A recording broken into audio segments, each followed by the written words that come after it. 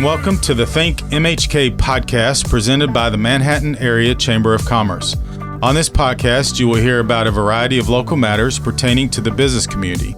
You also hear from local business owners to hear their story and gain valuable business insights. Thanks for tuning in today.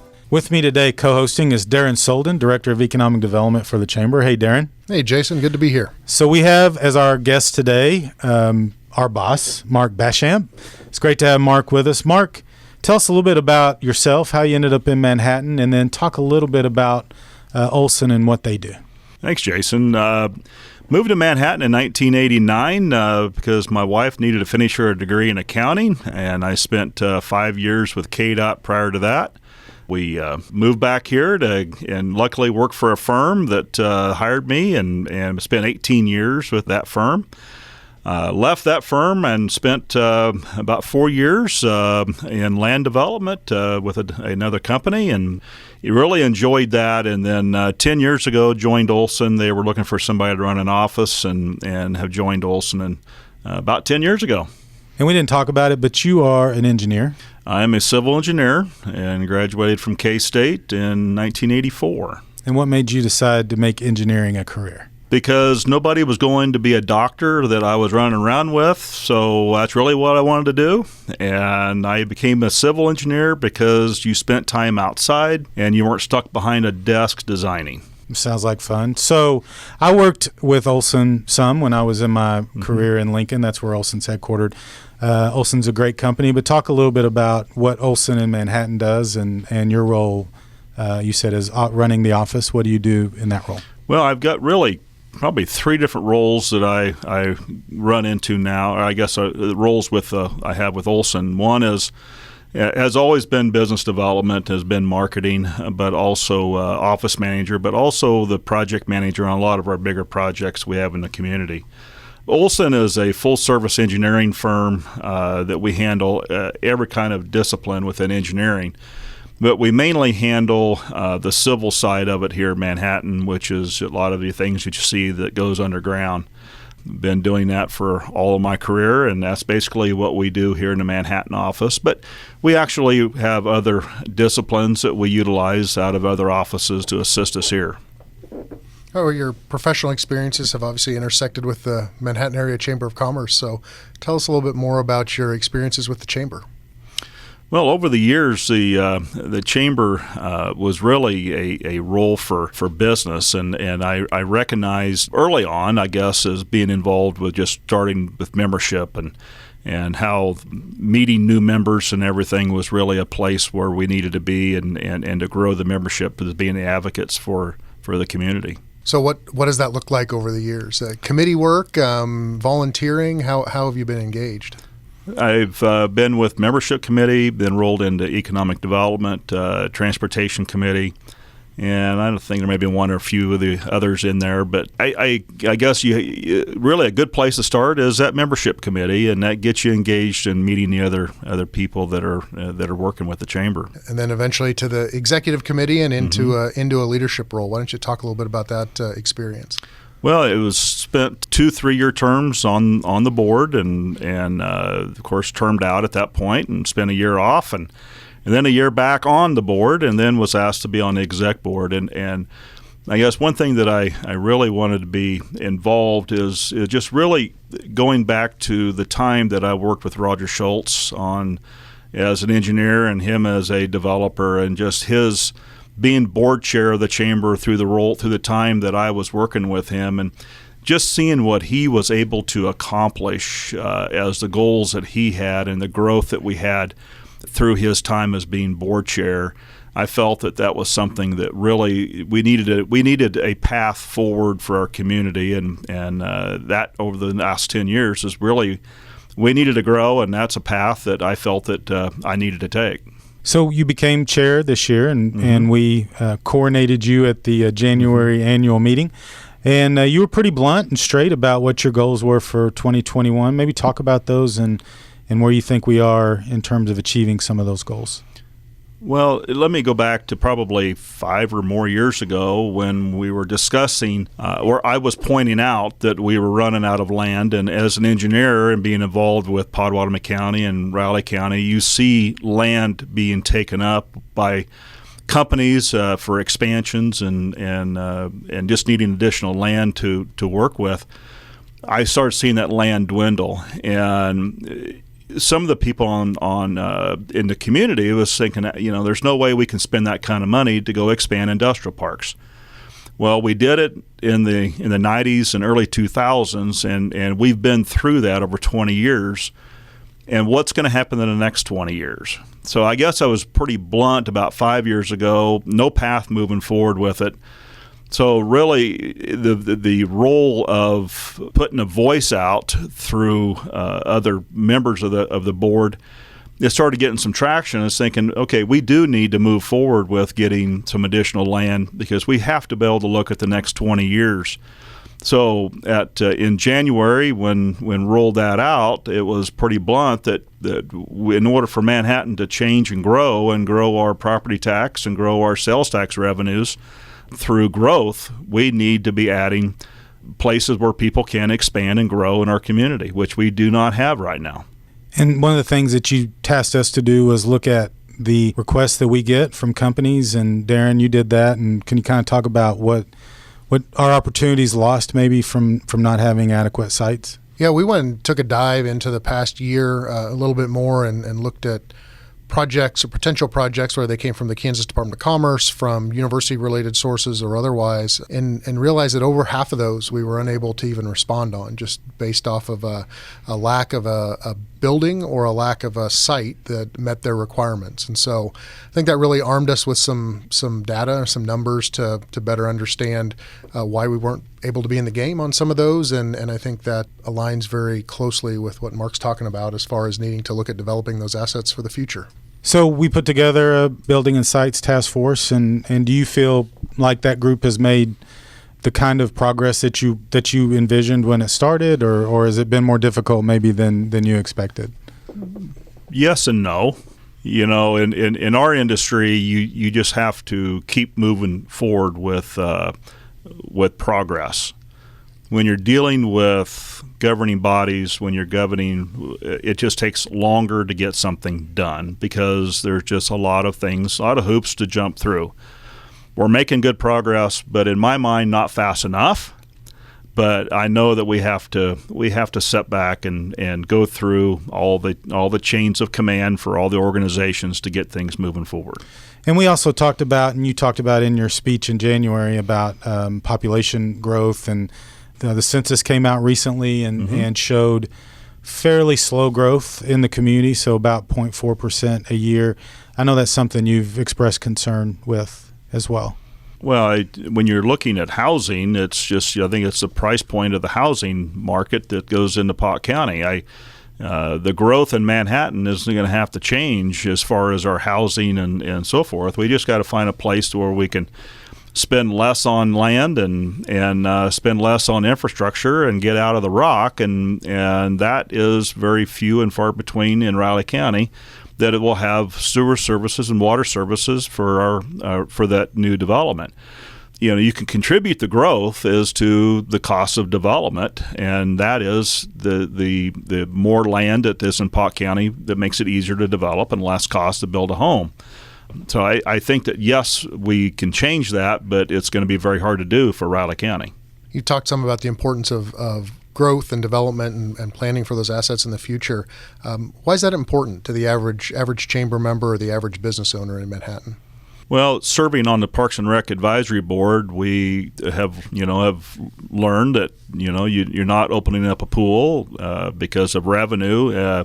Parks and Rec is funded through the general fund, and that general fund is not growing. And so, in order to cut costs, you have to cut services, and you have to grow those. You have to grow that base of revenue.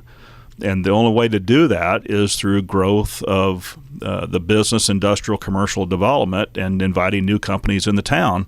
That's how you're going to grow that, and which adds our amenities. We're a town that wants amenities. But amenities cost a lot of money to fund, and it takes new people to run them, and we have to open up these facilities by hiring people. Well, that's been something that's been exciting for us to help take the lead on, and appreciate your leadership as well. You mentioned about your time with the membership committee and different roles in the chamber. Talk a little bit more just about why the chamber is important to our business community and why folks should get involved. The chamber is your voice. Anybody that's out there that has a business that has lobbyists for your business is the voice for your company. In the engineering world, we have lobbyists that lobby for engineering, for art, for what we do as a general keeping licensure and keeping everything under check. The chamber does that role for you as a business in our community. I think that we've done a very good job on a lot of things. It's in the business's best interests, and I think we win some, I think we tie, and I think we lose on some. And I think that's just the role of the nature of the chamber. If you're not a member, which pays the salaries of the chamber as your lobbyist, then you can't complain about not having your voice heard.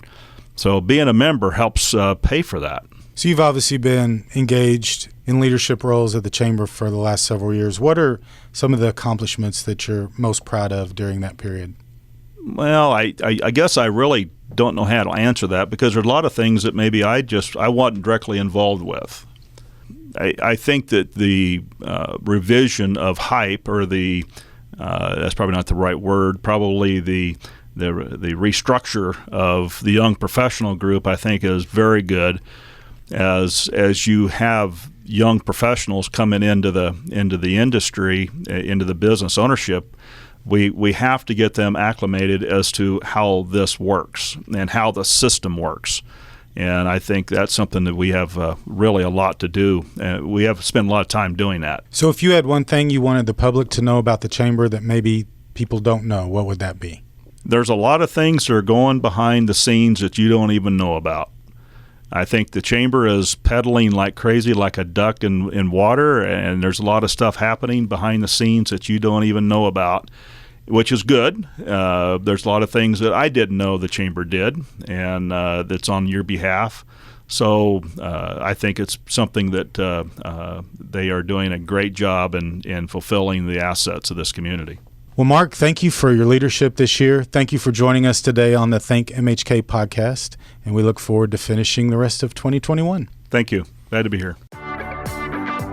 The ThinkMHK podcast is brought to you by the Manhattan Area Chamber of Commerce.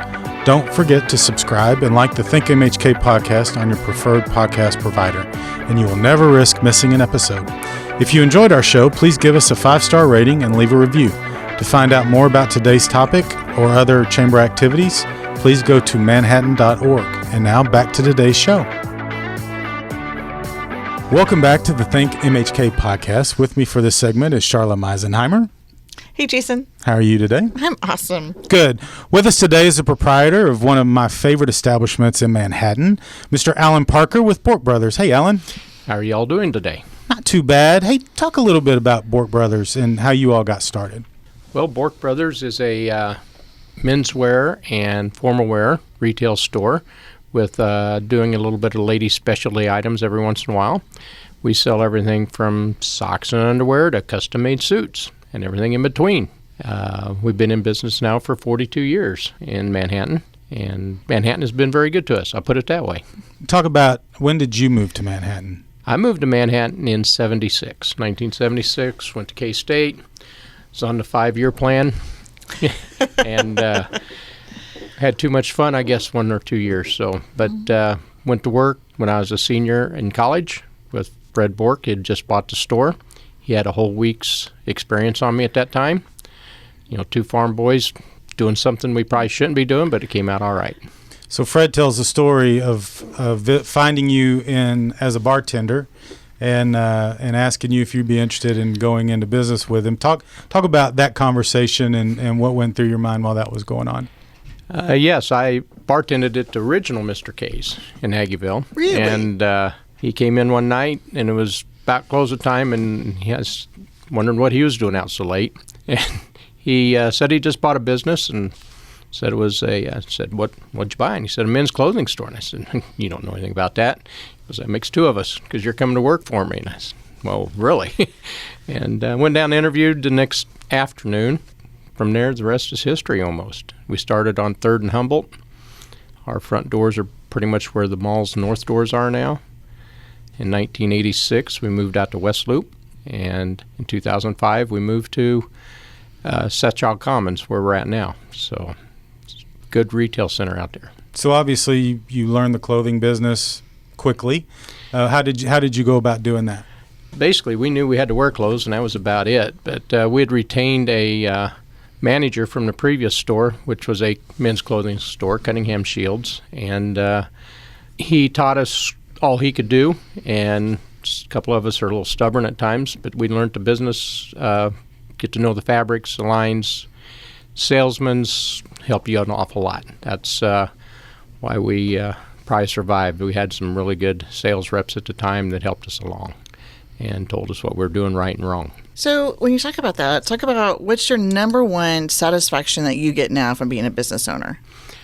Probably just from seeing the growth of the community, the growth of the business, meeting the people. I mean, Manhattan's a very fluid town almost compared to a lot of them. With the university, got a whole new crop of freshmen coming in every year. Military guys come and go all the time. We have people from all over the state. We've actually sold merchandise overseas, Puerto Rico, China. We've sold people who have bought it from us in England, everywhere. So they started here with you, and then they moved because they're fluid, and then they're like, hey, you're my guy. I need this suit at this time, and you ship it. Yep. We do have a website now, which it makes it easier for them, akstatesman.com. It's mainly K-State wear, but we're slowly and gradually getting the entire store on there. So somebody that walks into Borck Brothers, what kind of experience are they going to have when they walk in? I guarantee they will be greeted, and they will be treated to the best customer service there is. And so what can they expect in terms of product for those that haven't been in? Product is going to be what they would classify in the industry as moderate to upper moderate.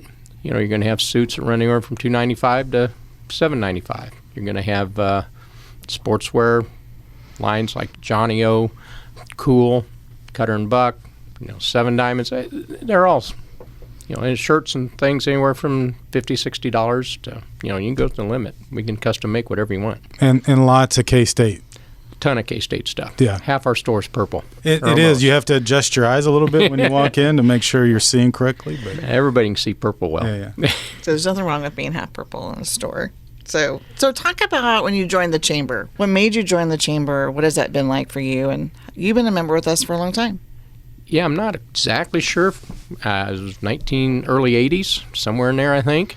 And we needed it to make the business connections with other business people. We wanted to be on the forefront of knowing what's going on in the community. And at time and now, also, the Chamber has its footprint in everything. Not everything, I shouldn't say, but they are aware of what's going on. And that's what we wanted. We wanted to get exposure to the entire community. And one of the things that you were involved in, at least when I got here, you delivered a lot of first dollars to businesses over the years. Talk about that experience. Yes, I was a chamber ambassador for 2 or 3 years. The program been running forever. I don't know how long. I was one of the last members, I think, brought on, and we would deliver the first dollars to new businesses, businesses that remodeled, businesses that relocated. That was always a fun job. They liked their first dollar pure profit. And of course, Charlotte, we still have that program. We do, absolutely. Samantha Ellison runs that right now. Yeah, for members and non-members. That's correct.